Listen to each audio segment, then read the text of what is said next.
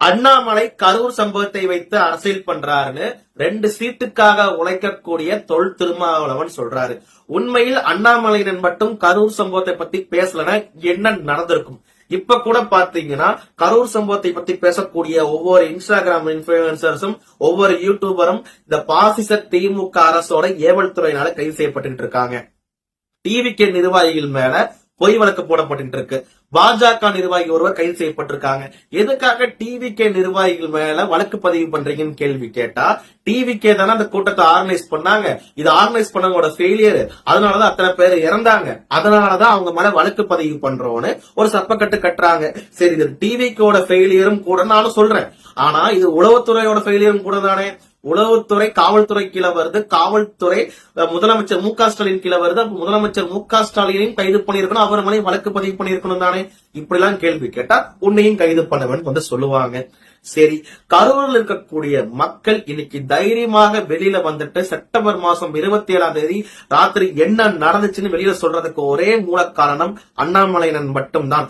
ஆளுங்கட்சியோட மிரட்டல் உரட்டல் எல்லாம் மீறி இன்னைக்கு அந்த மக்கள் வெளியில வந்து உண்மை சொல்றாங்க. 10 ரூபா பாலாஜி எனக்கூடிய செந்தில் பாலாஜி கரூரோட பாட்சா நான் தான் சொல்லிட்டு தெரிஞ்சுக்கிட்டு இருந்தான். அந்த பாட்சாவை உச்சா அடிக்க வச்சு 1.5 வருஷம் ஜெயில தள்ளி அமைச்சர் பதவி பிடிங்கிட்டு விட்டவர் அண்ணாமலை என்ன. அதனாலதான் இன்னைக்கு கரூரில் இருக்கக்கூடிய மக்கள் தைரியமா வந்து வெளியே சொல்றாங்க.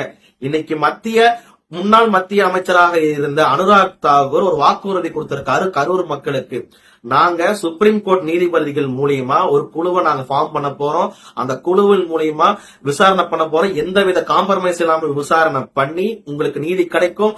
தப்பு பண்ணவங்களுக்கு மேல நடவடிக்கை எடுப்போம். அந்த தப்பு பண்ணவங்க டிவிகேவாக இருந்தாலும் சரி, டிஎம்கேவாக இருந்தாலும் சரின்னு அனுராக் தாக்கூர் வாக்குறுதி கொடுத்திருக்காரு.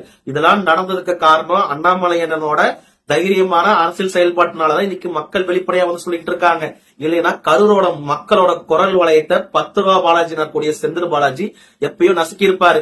இதே 10 ரூபா பாலாஜி செந்தில் பாலாஜி அண்ணாமலை அண்ணனையும் அந்த உண்மை கண்டறி குழுவையும் ஏன் மணிப்பூர் போலன்னு கேள்வி கேட்கிறாரு. மணிப்பூரை பத்தி இந்த பலமுறை விளக்கம் கொடுத்தாச்சு.